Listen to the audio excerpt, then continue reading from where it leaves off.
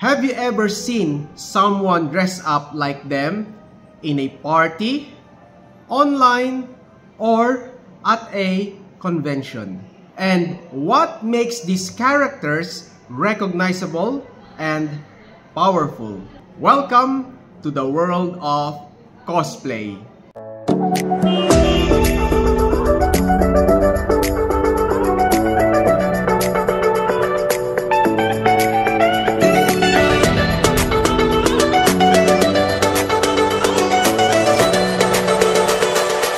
Cosplay topic is now under MAPE, particularly in grade 8 arts first quarter. Before we continue, don't forget to hit the subscribe button or like button on my channel, The Hobbyist Artist. So let's continue our lesson with a new topic about cosplay.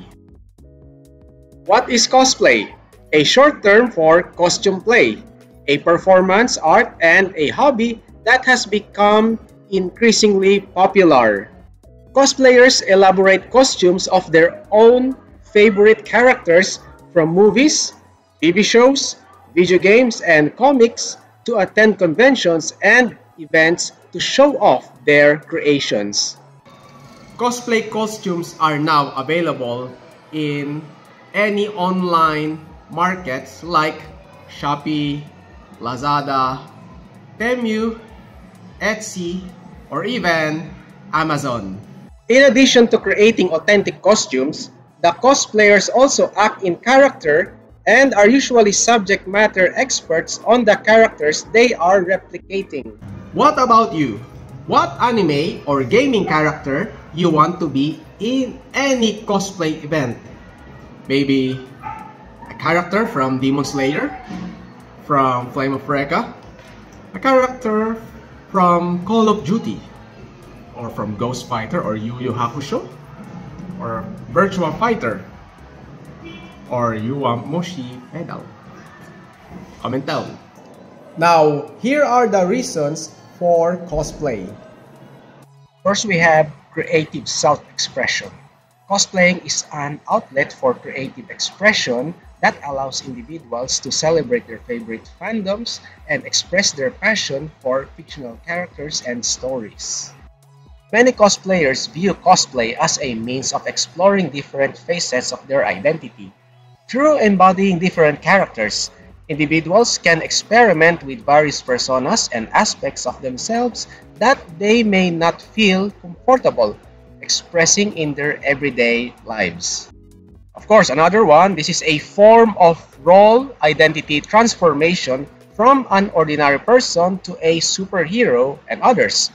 Boost one's self-confidence or confidence by allowing them to choose their identity and take on new roles as a cosplayer. Another reason for cosplay is escape from reality.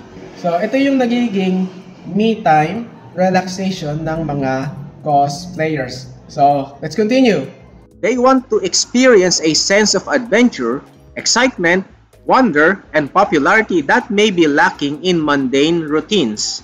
Another is provides young people with dreams, pleasures, romances, and fantasies that cannot be fulfilled in their daily lives. It also allows individuals to step outside the boundaries of their everyday lives and become someone else, if only for a fleeting moment. Another reason for joining cosplay events is to meet new friends, new acquaintances, or trip nyong mga barkada na pumunta dito sa cosplay event to have fun, to enjoy.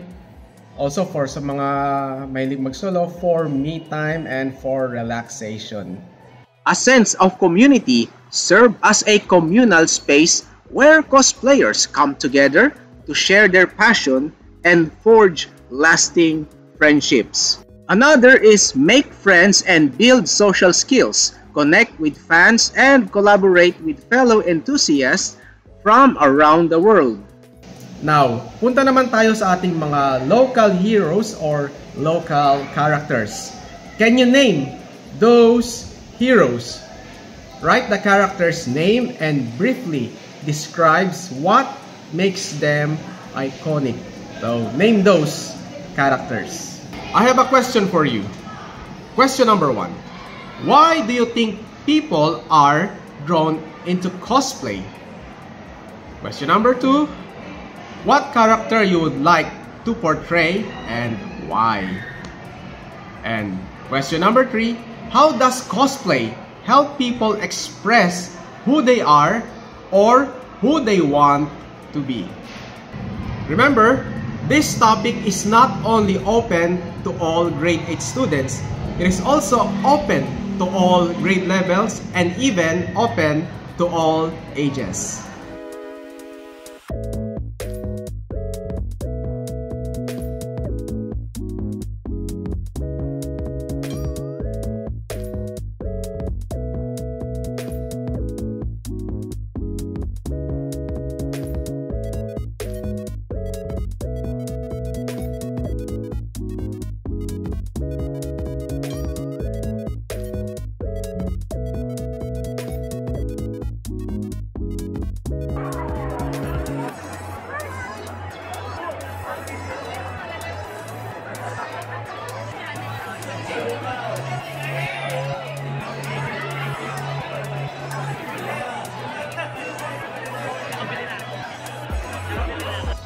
Do you want to be a cosplayer now?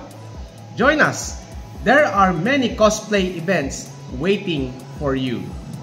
Thank you guys for watching and I hope may nakuha kayong info dito sa ating lesson about cosplay. Thank you for watching about our topic, cosplay. Don't forget to hit the subscribe button or like button on my Facebook page. Thank you again and may God bless us all.